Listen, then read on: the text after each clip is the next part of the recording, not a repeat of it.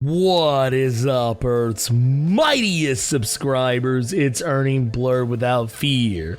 Welcome back to the channel. In today's video, we are going to be talking about Marauders number 15, chapter 14 in 10 of Swords, written by Jerry Duggan and Benjamin Percy with art by Stefano Caselli. And in this video, we are going to see the direct consequences of Wolverine's attack on Queen Opaluna Saturnyne, and more importantly, a greater look at the juxtaposition between the mutants of Arakko and the mutants of Krakoa, and a little bit more insight into how the White Sword feels about the way Arakko is handling business. We're going to talk about all that and more right now. But first, wash your damn hands and let's hit that intro. Word to wise, grass only greener when it's fertilized.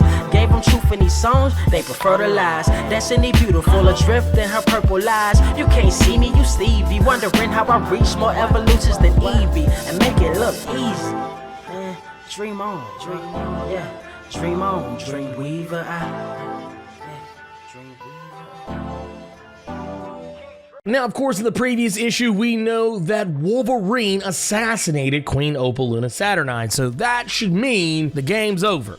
It's over. Everybody can go home. Last person out. Hit the lights. Nobody has to fight anybody. The world is saved. Arakko doesn't get to invade Krakoa. Krakoa gets to keep on doing what they do, hanging out on the island. Wolverine, Cyclops, and Jean clapping each other's cheeks, and just, it's gonna be great. It's gonna be great. It's gonna be fantastic. No, that is actually not the case. This is not the case at all. What actually is happening here is that because of Wolverine's treacherous actions, he has caused great misfortune, grave misfortune for his own people. You see, as a direct result of Wolverine's treachery, not only did the Arakans stand up and go to battle with Krakoans, but so too did the warriors of Otherworld and the Starlight Citadel more specifically. The external gate that was once closed due to Saturnyne's magic becomes open once more, and the Arakans come pouring out of it with their Menthy horde bearing down on Krakoa and literally razing the country to the ground, killing tens of thousands of mutants by the minute. Even with the Avengers, the Fantastic Four, and anyone else for that matter who could have been called in, they all suffer the same fate as the mutants of Krakoa. Worse yet, Wolverine was the one who was the last mutant alive and forced to watch as Krakoa literally burned and the waters surrounding Krakoa were flooded with mutant blood. He even watched as the Arakans had drawn and quartered Apocalypse. None of this actually happened. This is actually a vision of the reality that will happen because of what Wolverine's done. You see, Saturnyne has actually given Wolverine a free pass. It's one of those situations where Saturnine is basically telling him, you mutants fooled me once, that was shame on me. But you mutants just fooled me twice, that is shame on you. And if you try it again, woe is you. Now, Saturnyne returns everything back to the way it was, literally to the moment that Wolverine stood up in his seat, indignant about the fact that they have to fight to the death in all that is to come. Wolverine can't even tell Storm what's going on because literally he can't explain it. He doesn't want to explain it. He kind of wants to forget everything that he just saw. Unfortunately though, because we are being taken back to the moment that Wolverine stood up, we also have to remember that war had poisoned Wolverine's food. And while all of this was going on and all the confusion, Cipher began eating Wolverine's food. You know, in a kind of a playful gesture, but then he kept eating. But as we are to expect from Wolverine, as soon as he sits back down and his focus back, he begins to realize something's not right with his food. But before he can say or do anything about it, Cipher is already choking to death. Now, the save actually comes from a very unexpected place. I actually wasn't expecting anyone from the Arakan side to help. And in this issue, we actually see that two particular characters,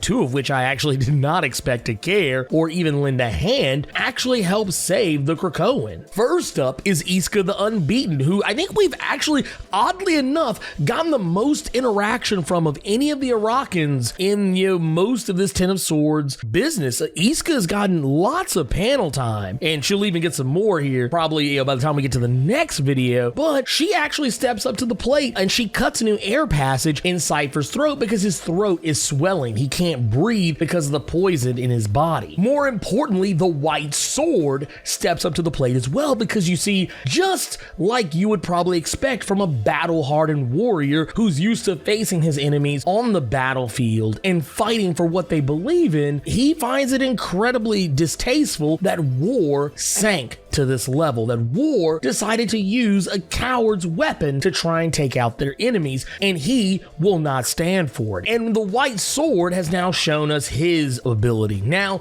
in this particular case, this is interesting because when the White Sword does this, normally when he heals people who have died on the battlefield, he conscripts them into his army, which is why for thousands upon thousands of years that the White Sword has been waging battle with the enemies of the White Tower. The reason why it has never fallen is because he's always able to replenish his ranks with the fallen. This is a deal that he typically makes with them. When he resurrects somebody or heals somebody, when he brings them back, they owe him something. And one of the things I thought was very interesting is because I initially thought, oh, he's gonna save Cipher. Oh, he's gonna make him owe him something. Cipher's gonna owe him a boon in much the same way that Wolverine owes Solem a boon. But that's actually not the case. The White Sword says, you owe me nothing. You are not beholden to me for anything. Even later on when speaking with Summoner, one of the things I found really cool in all this is that he didn't conscript him. That is a very interesting and unusual thing. And the White Sword kind of gives us not necessarily so much an answer for why he did it, but kind of a reasoning behind why he did it. He's never let someone that he's healed go unconscripted into his army, but at the same time, he's never been asked to fight for a side who's willing to use a coward's weapon at a parlay. Now, Summoner does often some very interesting words that are going to pay dividends a couple of issues later, and we'll talk about that here very soon, trust me. And of course, one of the things that is asked at the dinner table by Gorgon is whether or not the White Sword's own powers actually work on himself. Can he resurrect himself? To which we learn he's never lost a fight, so he's never had to figure out if that is the case. Now, in the midst of all this, one of the things I found really cool was the fact that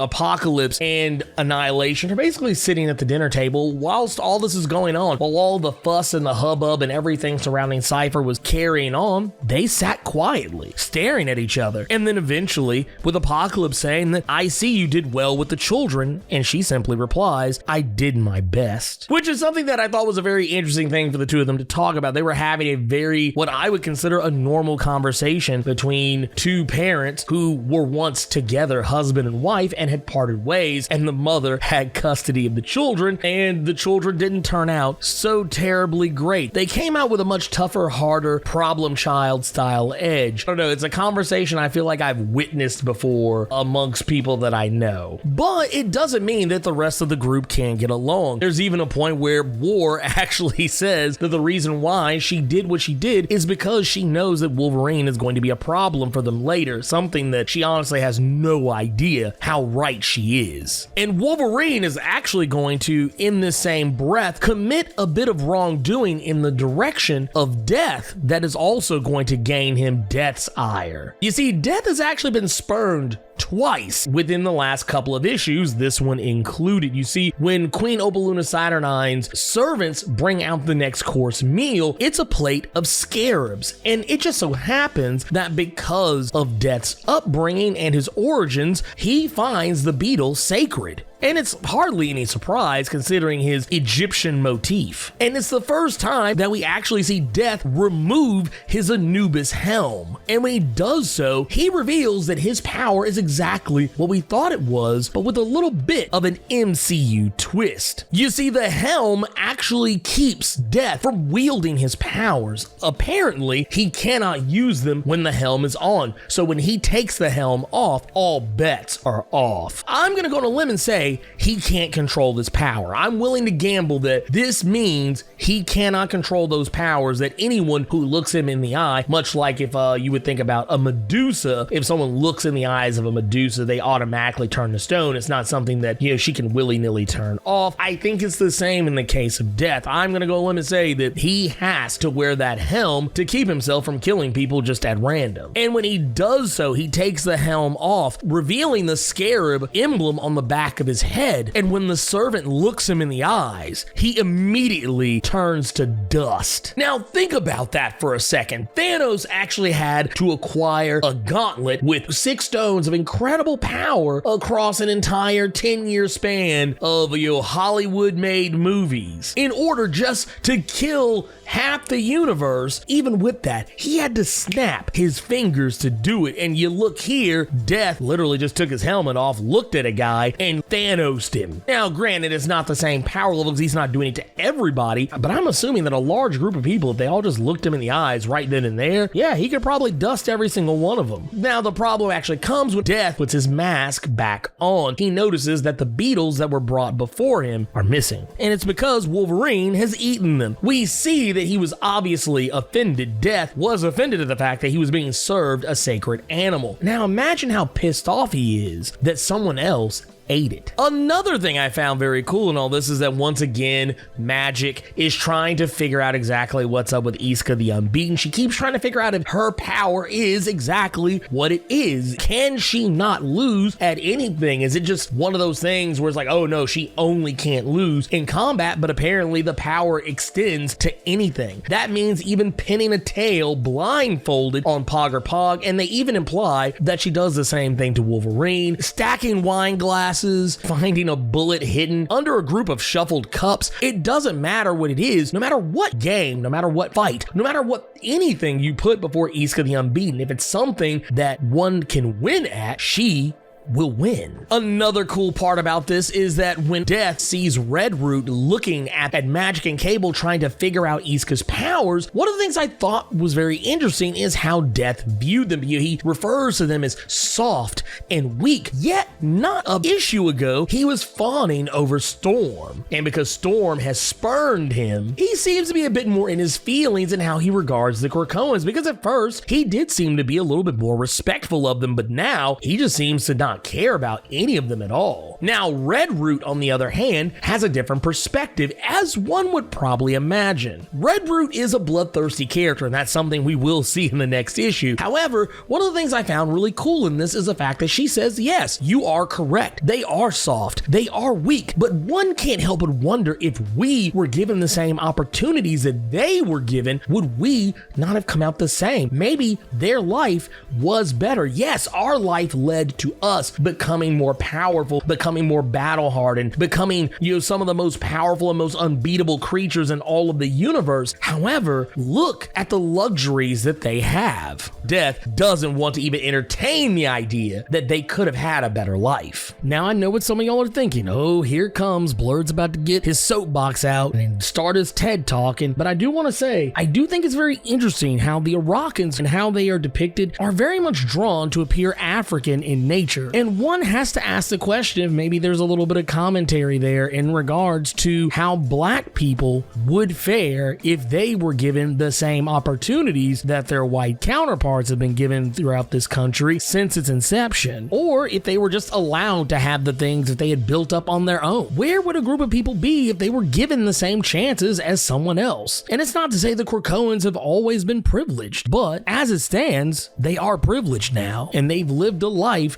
albeit with hardship, but a life the Arakans didn't have to lead. Anyways, welcome to my TED Talk. Now, going back to what was going on with Wolverine and in the previous issue, remember how he wasn't fond of the fact that Captain Avalon wouldn't drop his pants and let Saturnyne have her 7 o'clock appointment? Well, apparently Captain Avalon has realized that, yeah, maybe that could have helped avoid a lot of the problems that we have, kind of seen going on since all this began. And you know what? The messed up part is when Captain Avalon approaches Saturnyne after the incident with Cipher, he does request that she call off this game, that the Arakans clearly have attempted treachery, and Saturnyne actually seems to be listening to him. She's like, yeah, they did. They actually tried to pull some shit here at this parlay. So yeah, I'm totally down for calling off this whole contest. However, Wolverine just tried to kill me too. So I really can't do anything about it. The contest stays on. Now, Saturnyne is willing to call off everything if Captain Avalon takes up the sword. If he picks up the Amulet of Wisdom and he reclaims Excalibur, she will call this whole thing off. But unfortunately, Brian is not hearing any of it, and it's one of those odd situations where it's like, okay, so wait a minute. If he just would become Captain Britain again, this whole contest would probably be over. So now it makes me wonder about his card and how you go back to it, and we talk about how it was supposed to pertain to duty and all this other stuff, and it's like, I get where they were coming from now with it. He's so drawn into his duty to Avalon now that he's not willing to go back to his old ways, even if it means saving his sister. And this is something I think he's going to regret here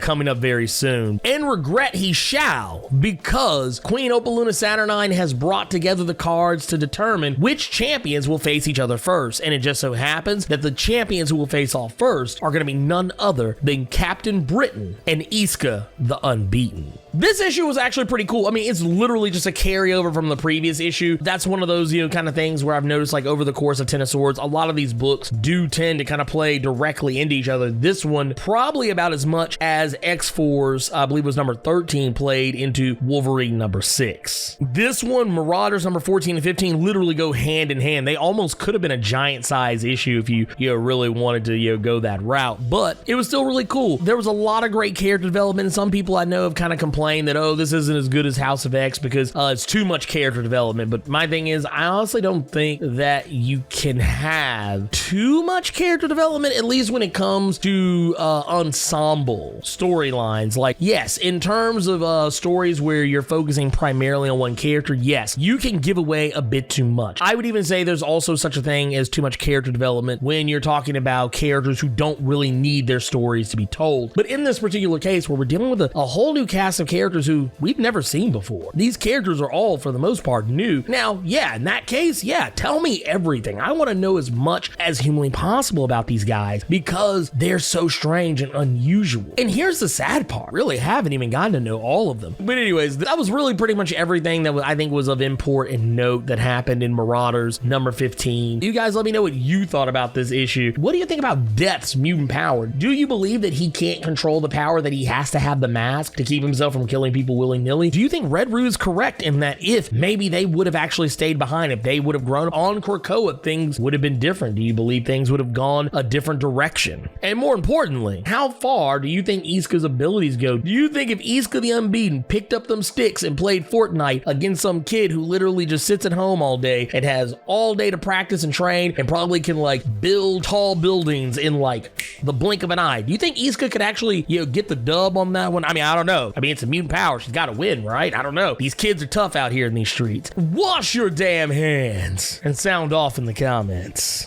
So hey, you made it to the end of the video. Awesome for you. If you enjoyed this video, and if you made it this far, I don't see how you didn't, do me a favor. Hulk smash that like button. And if you want to see more awesome videos like this one, make sure you click subscribe so you can become one of Earth's mightiest subscribers, and tap that bell so you know when I post up. Also, feel free to go check out my Patreon, where if you chuck in a buck, you can get early access to most of my videos up to a week early. And if you have time, make sure you swing by nerd901.com, where you can find more of my content as well as other amazing stuff. Anyways, until next time, I love you 3000 plus ultra!